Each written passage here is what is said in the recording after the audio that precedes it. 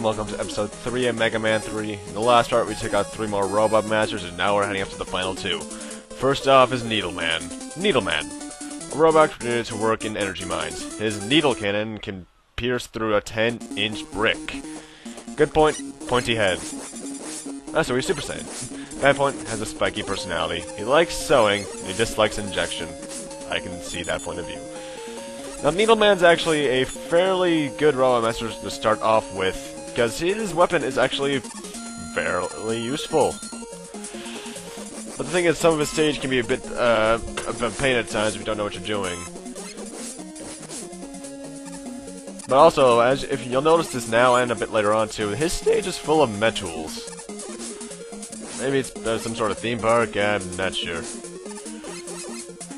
Also, I'm just gonna say right now that those helmets might be foreshadowing.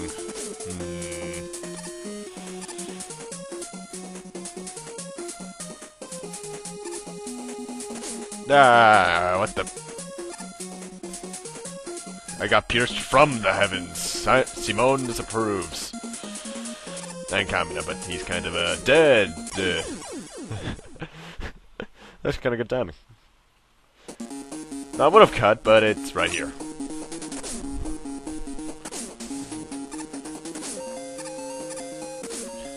Now, these things can actually be a bit... Well, obviously they hurt quite a bit considering it's a spike, but... it's just fairly annoying. Because their hitbox is a bit wonky to when it is active. But at other times it's just kind of...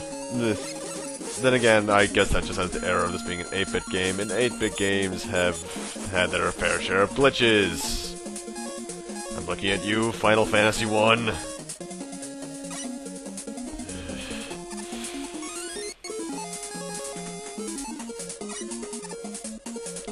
And believe it or not, we are actually on the second to last screen of the stage.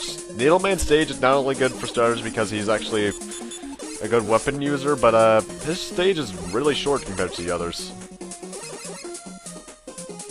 Not as short as some of the final stages, but then again, the final boss stage is just a room before him and the final boss itself. And that final boss will be no problem at all. Spoilers!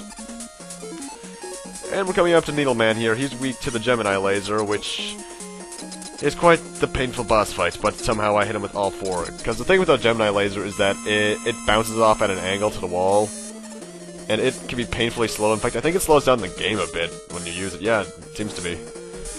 But somehow I was able to do that without even getting hit, I believe. Flawless victory, I believe.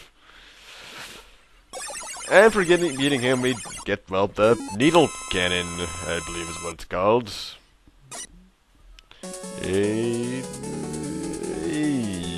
Yes.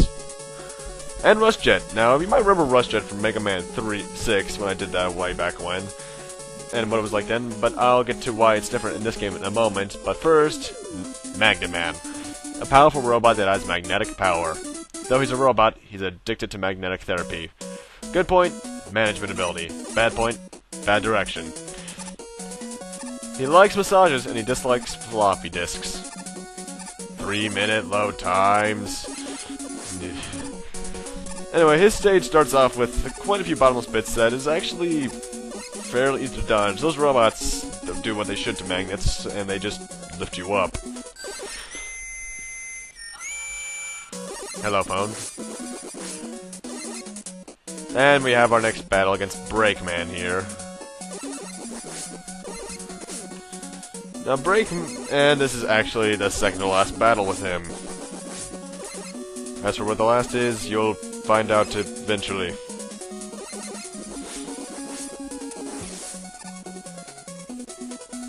Hey, it's Mr. Scope and Bubbles. How have you been?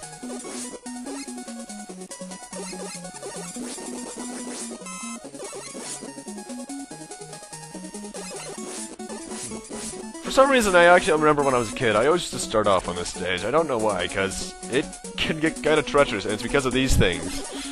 Those things on the wall right there, they actually suck you in. It's not because of these two right here, but it's because of ones fairly soon in the stage. Because I'm sure you guys remember the Mega Man staple. these things! Yeah, I hate them too.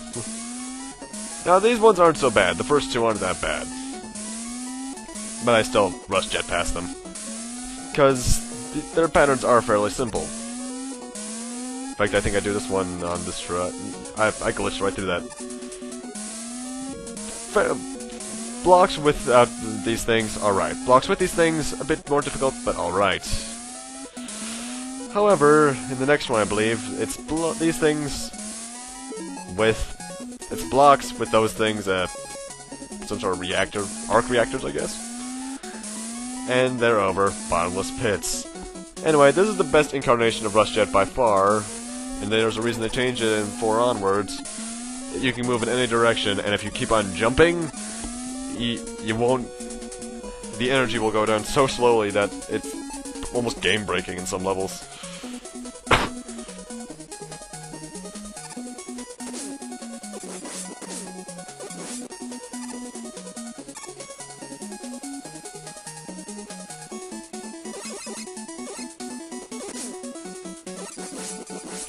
And of course, the last line defense is Scrubbin' Bubbles.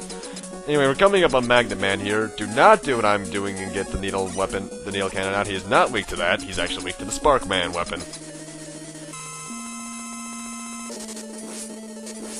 And really just shoot him to pieces, because this actually does do a good amount of damage towards him.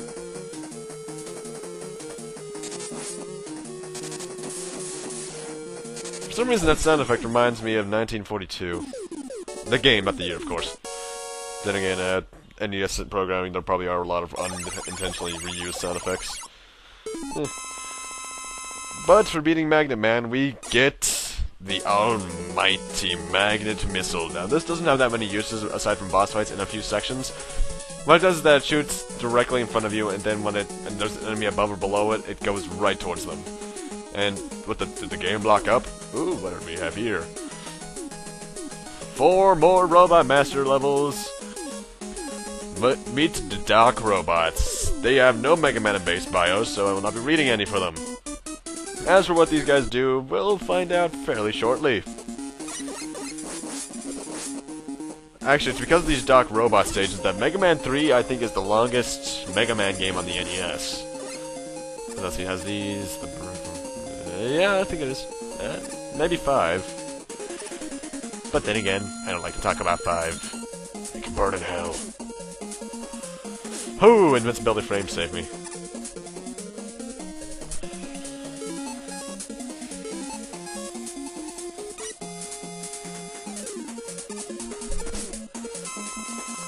Don't care if I took damage, I gained more health overall, so we all win in the end.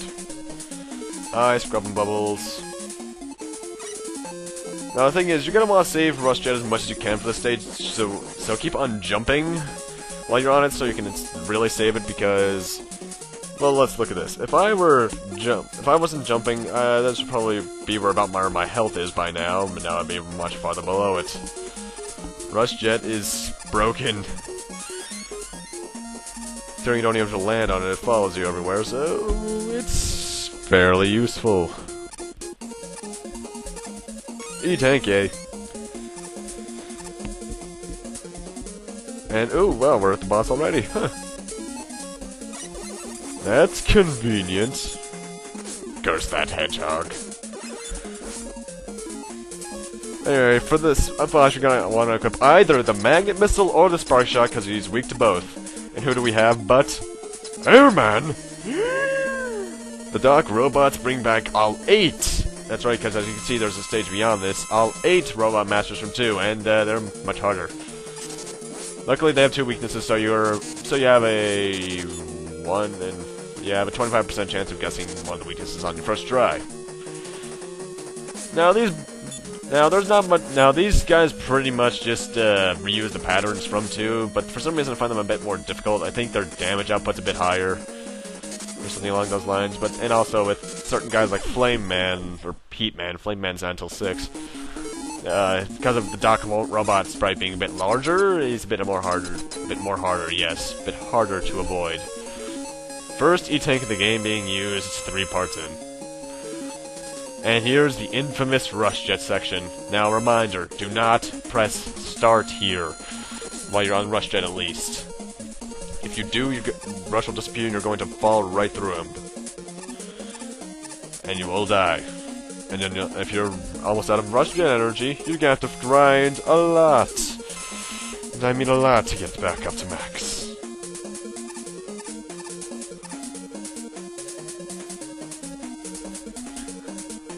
But like I said before, keep on jumping while we're all in Rush, and the energy will deplete so slowly that you can get through it, I think, without even having to use it. Without having to refill it, I mean. And trust me, I've seen people have to grind to get Rush Jet. It can take a while. My brother took like a half hour to do it when he was playing through this on the virtual console. Oh, that was painful to watch. Then again, I'm just better at Mega Man than my brother.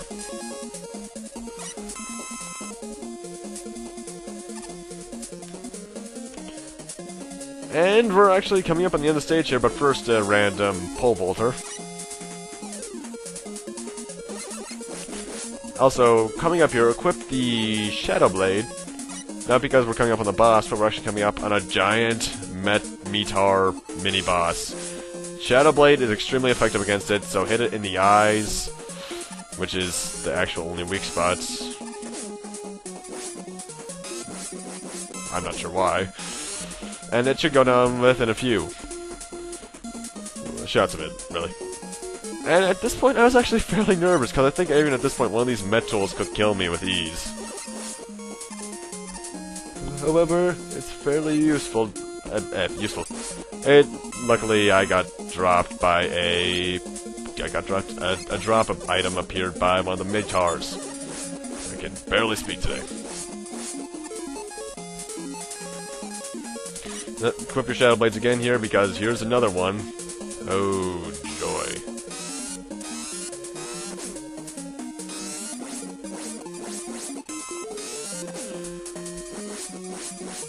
And we're actually right at the boss door, pretty much.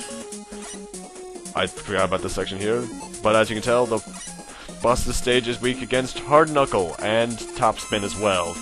However, Hard Knuckle is a lot more orthodox, because Top Spin can get you killed. And who is it but the one that Iron Man is strong against? Crash Man, or Clash Man. I'm not sure which one's canon. Considering Mega Man 2 is called Crash, but one of the Game Boy Mega Man games, he's called Clash. Translation issues! But with him gone, I'm going to end things off here. Thank you guys for watching, rate, comment, subscribe, all that kind of stuff. And I'll see you guys next time on Mega Man 3 when we take on the next Doc robots. See you guys then.